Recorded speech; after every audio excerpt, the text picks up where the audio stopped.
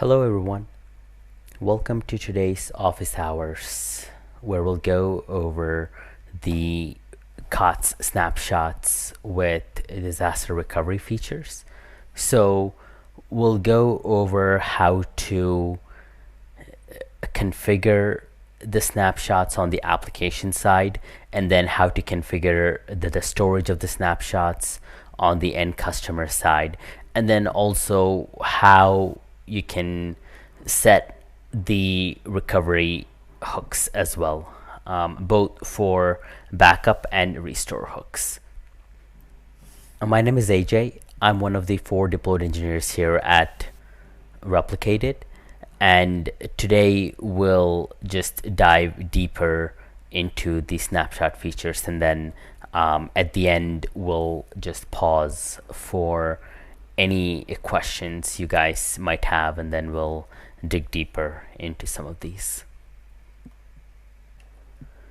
So first, let's talk about how to enable the instance snapshot on the vendor side, the application side. So for that, you need 2 things.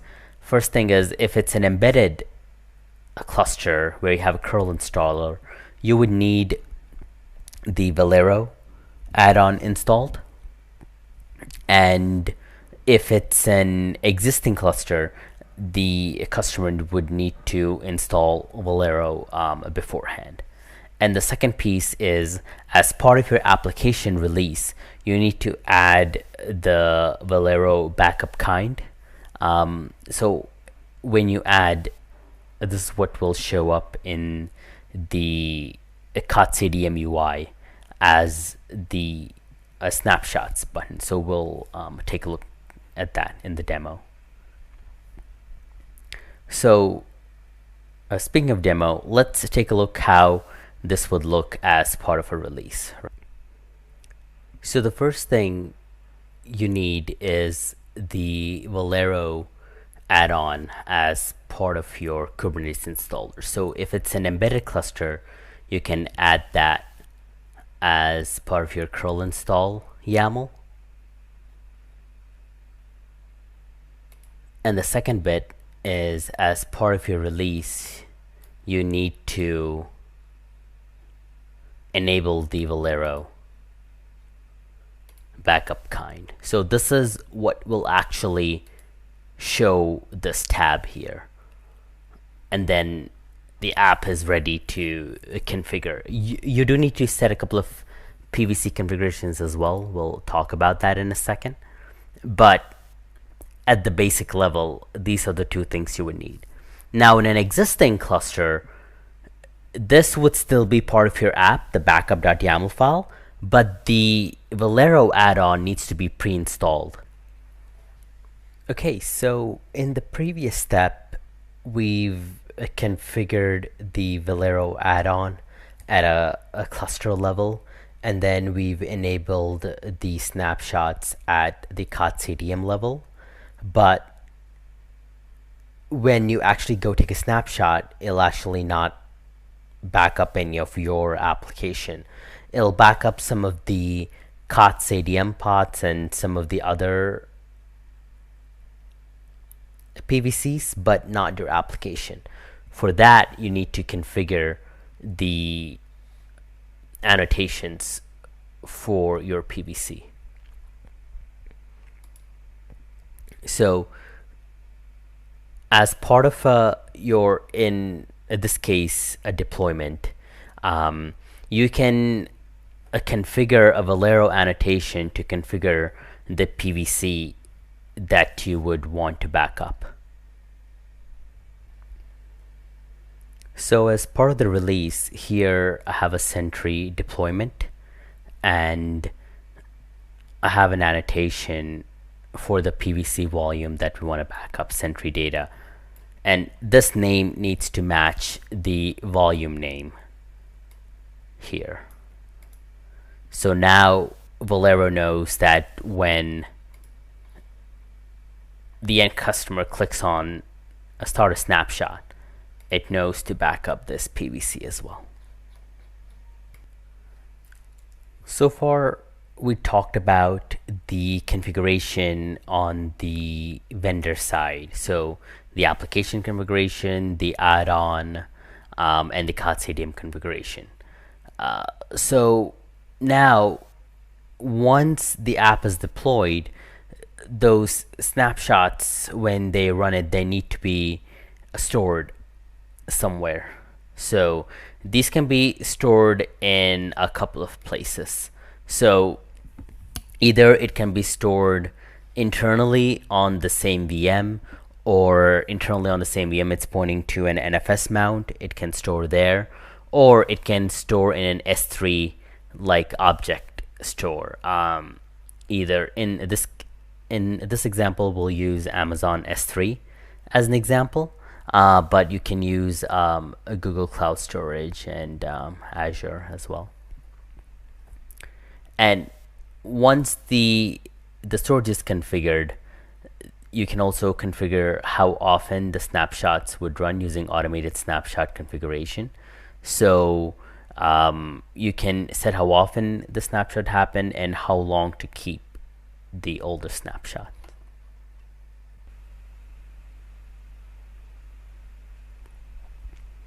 So if you go to the snapshot settings and schedule, you can select the destination. In this case we're using S3, the bucket name, region, path, access key ID and key secret, and then you can also enable how often the snapshot runs and whether it's a full snapshot or a partial snapshot, and then the retention policy. So here I already have the bucket already pre-created, nothing is being stored there. So we'll create a snapshot now, and then let's see if something shows up there. Okay, so now that we have the snapshot configured on both the vendor side, application side, KOTS ADM side, and also the customer side where the snapshot is stored, and the restore policy and so on, let's see how a snapshot actually is taken. So it's pretty simple. All you have to do is click on the start snapshot button, and it'll create the snapshot for you. So let's take a snapshot and see how that looks like. Okay, so let's go ahead and try to take a snapshot. We should hopefully see this instance somewhere inside here.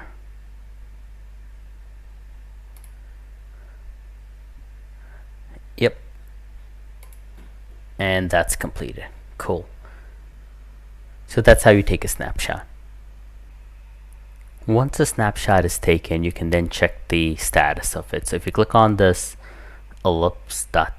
here, so you can see the snapshot timeline, what volumes have been backed up, the pre and post scripts which ran, and all the volumes which have been backed up, and so on.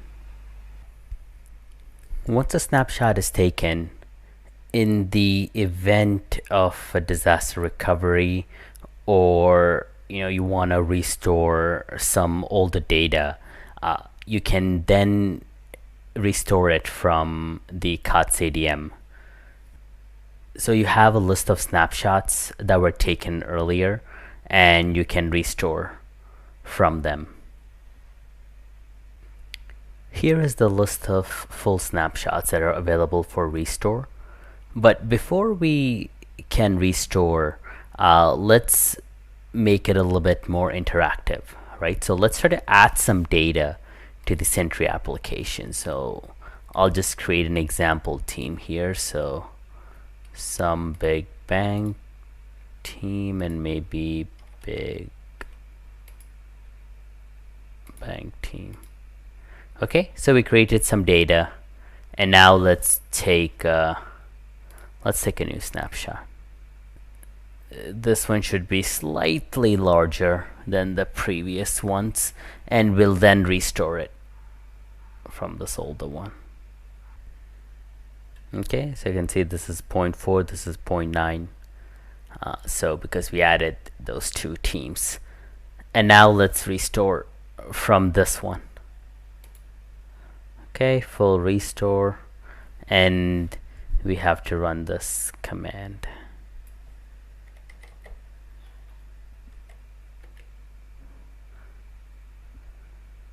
So that'll take a few minutes to restore. All right, so the application has been restored successfully. We see its status is ready. So if we go in and look at the, see the old themes are no more. So it's back to the original configuration.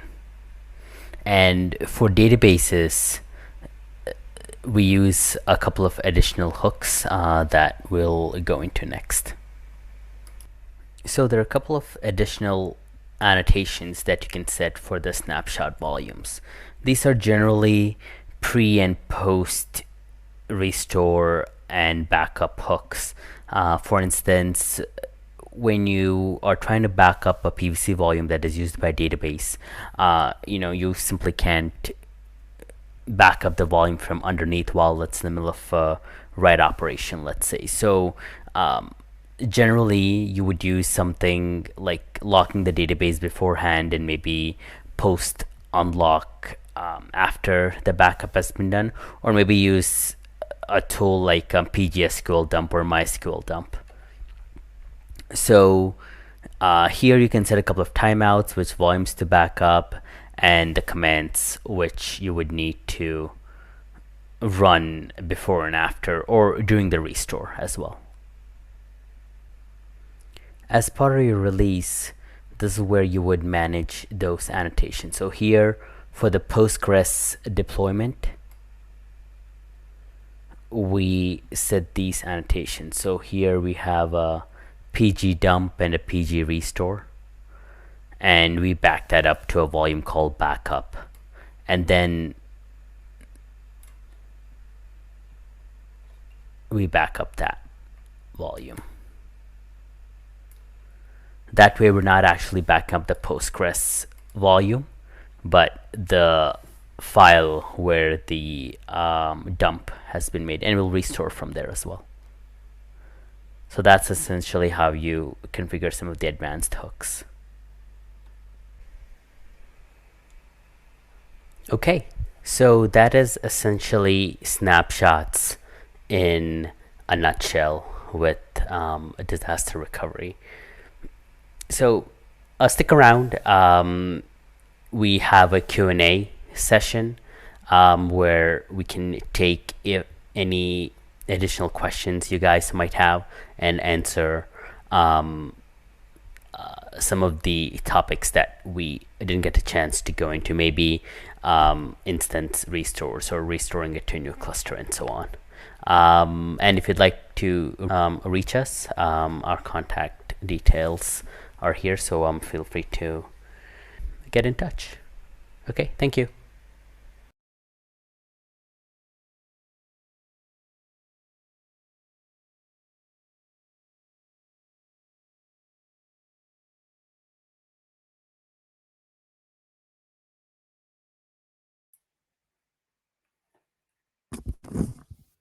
Hello, hey guys. We have a poll.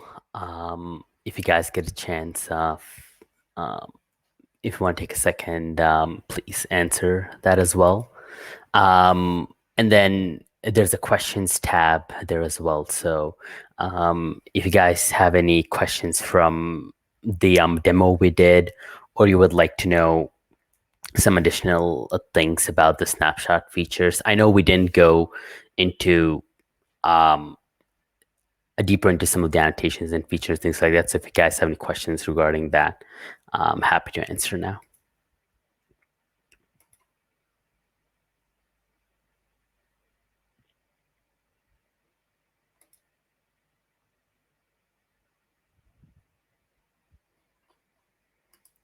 Okay, so Well, you guys think of some questions. Let me maybe talk about some common FAQ type questions that we generally get, and I'll post them um, here so that you guys can we can see what they are. So the first one is gonna be so I'll ask here. Um, so a common question is, okay, if this can be restored onto like a new VM or a new cluster, right? So when you take the instant snapshots, so there are two kinds of snapshots. The partial snapshots are like an application level, and the instant snapshot, which backs up the KOTS CDM and the cluster components as well. So with those, with a little bit of a effort, you can restore it onto like a new cluster. Like some things you have to keep, it track is that the KOTS CDM password, it's the whatever the previous version install password was, right? So so it won't be the new install password. So something and always you guys can change the password if it doesn't match, right? So so yeah, so it is possible. Like the entire goal of this is for you guys to be able to restore this onto like a newer instance. Okay. Let me post the next question. Give me a second.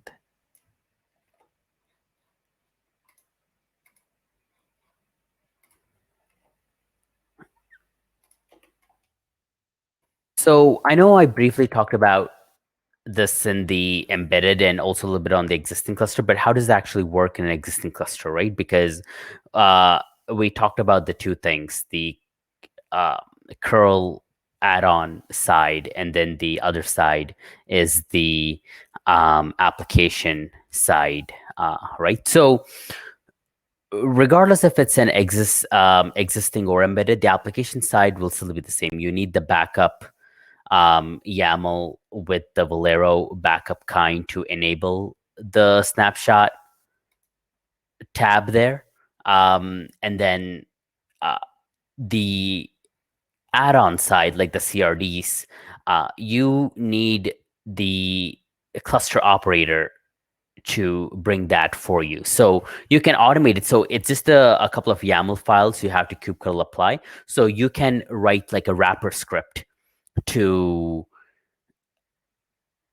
apply these Valero CRDs as part of the install, and then you install your application. So it could work that way. Or you can, as part of your cluster setup instructions, you can say, hey, if you want snapshots, you need Valero CRDs. And that's one way you can do. But somehow the CRDs have to be there on the cluster setup beforehand for the snapshot. But other than that, everything's the same. Like we use as long as the versions and everything match, we use the same API to communicate. So all that should work the same.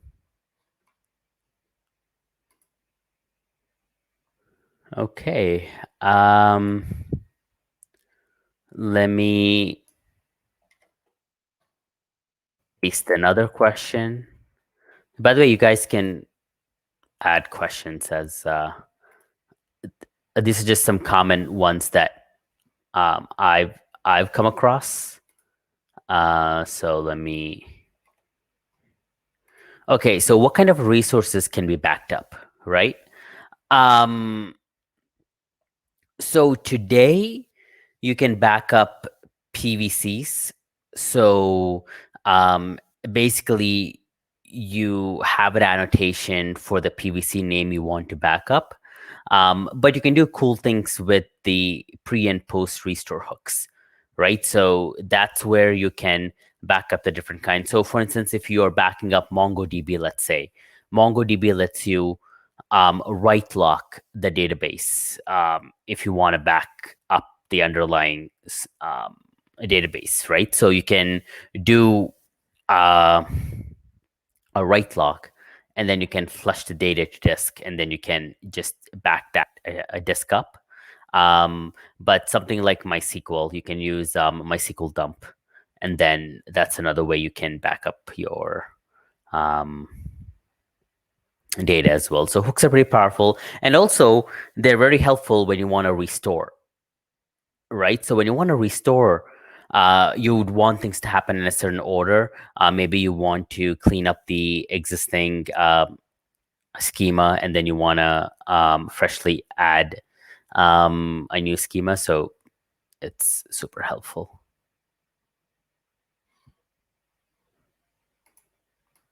Okay, I'm gonna put one last question and then we can pause. I have a lot of other questions. But I just I'll see if you guys have any.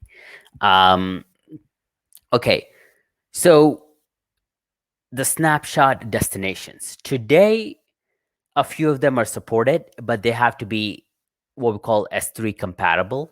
So things like Minio or internal storage running Minio, or S3 like Google Cloud Storage, Azure. Those are supported today right out of the box. Now, NFS mount, I believe one of the future versions is actually coming up with this feature where you can directly back up on it, because a lot of enterprises, they run NFS servers, right? So this is a pretty common request. So I think it's coming up in a future request. But the good thing is Valero, like, since we support the open source upstream Valero, it comes with the Restic plugin.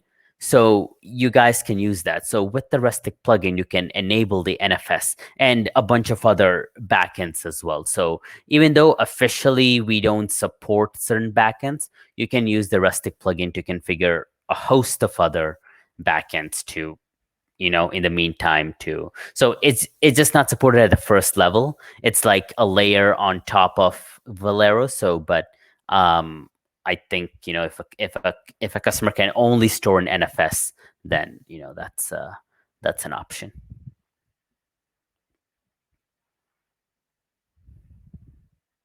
So yeah, so those are all the questions that I generally seem to get in my experience when I help folks integrate with this. I'll give you guys a few minutes. If you want to post any questions, happy to answer.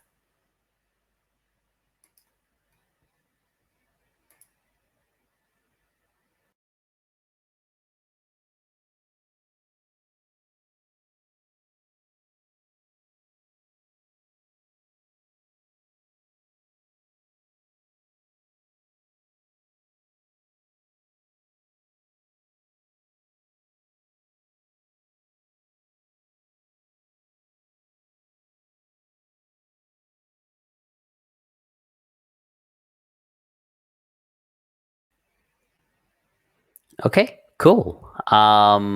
Looks like we don't have any more questions. So yeah, that's great. Yeah, if you guys do think of any questions later, you can reach us on Slack or contact@replicate.com. Happy to answer. And yeah, we'll do more of these in the future on other features, and let us know if some other types of features you would like to see or something you would like us to get deeper into. Yeah, so we're always looking for new ideas. But yeah, thanks for everyone for joining the session. Really appreciate it. Have a good day, guys. Take care. Bye.